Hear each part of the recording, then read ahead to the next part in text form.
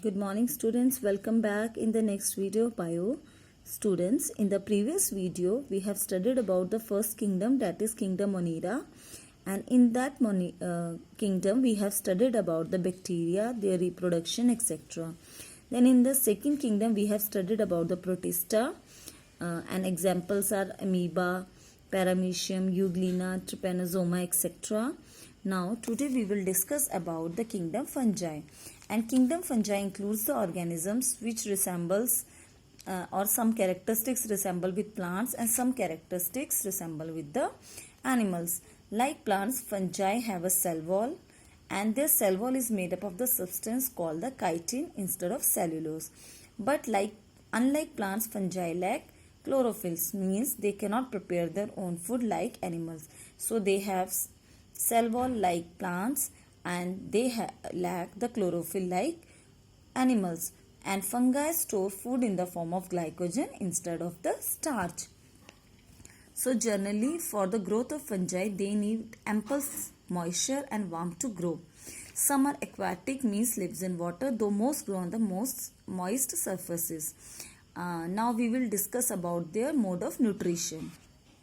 So student, we have discussed about the characteristics, means fungi are plant-like, they have a cell wall is made up of chitin. Then fungi lack chlorophyll and cannot prepare their own food. They can store food in the form of glycogen. Like plants usually store their food as starch, but the fungi store their food as a glycogen. So they have the three different types of mode of nutrition: saprophytic, parasitic and symbiotic. What is saprophytic? Saprophytic means most of the fungi eats or lives on the dead decay or the organic matters such as dead plants, animals, etc. Example is molds. Molds you have might seen on the bread. When you have taken the stale bread, you can see the greenish appearance on the bread. First day it is less, but second day you can see lot of bread is spoiled due to these molds.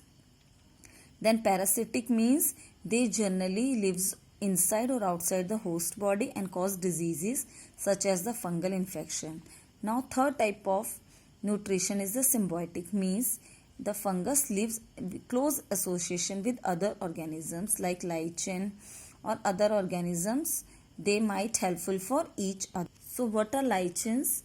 You can see in the book, these are the lichens. You can see them on the bark of the trees, especially during the rainy season, because in rainy season moisture, humidity is there and it is the appropriate conditions for the growth of the fungus or the molds and lichens. So lichens are made up of fungus and algae.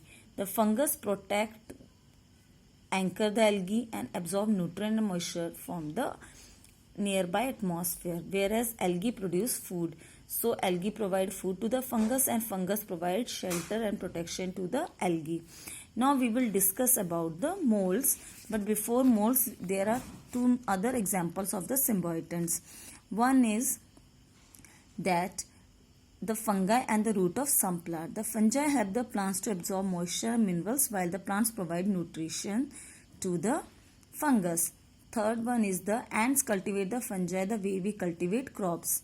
Ants provide the fungi with chewed leaves and protect them from diseases, and in their response the fungi decompose the chewed leaf to obtain nutrition from it.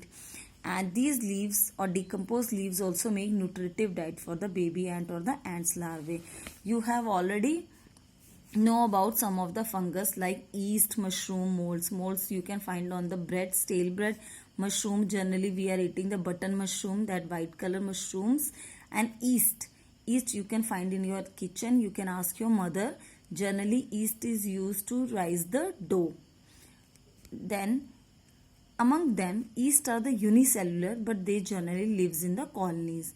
And mushroom and molds are the multicellular, means they have the many cells in their body. Now we will discuss about the molds. I already told molds you can find on the spoiled or the stale bread. They are the fudgy growth you may have seen on the rotting fruits, stale bread, cheese, damp shoes and so on are different types of molds.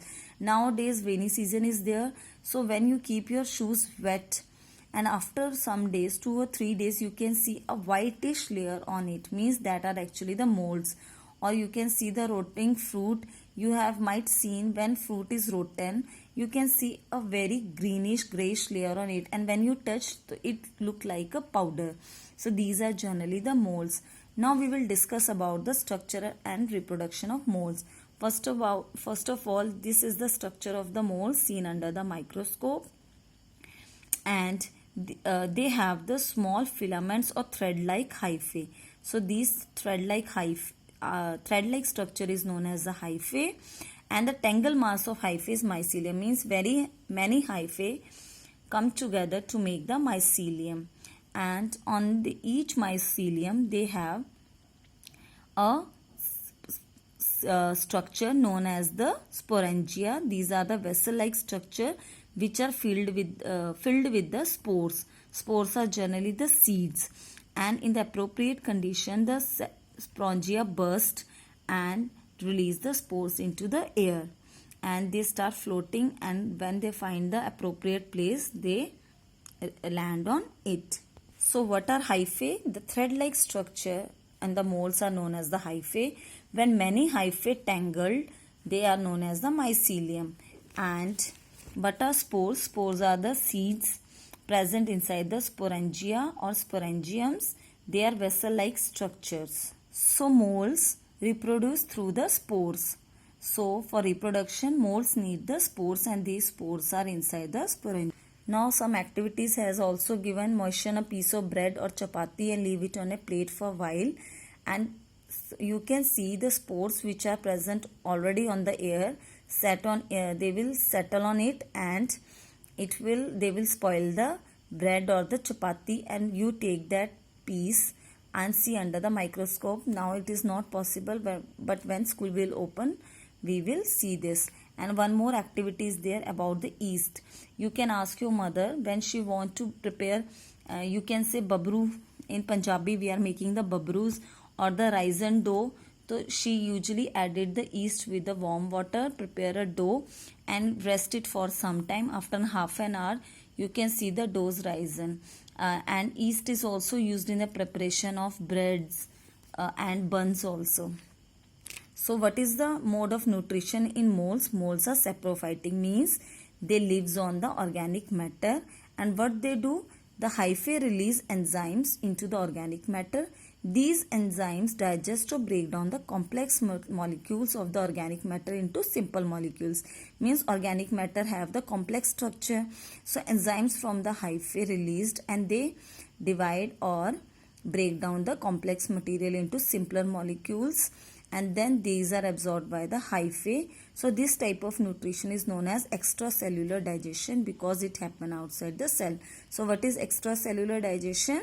The enzymes digest or break down the complex molecules of the organic matter into simpler molecule and then absorbed by the hyphae. So this is known as the extracellular digestion.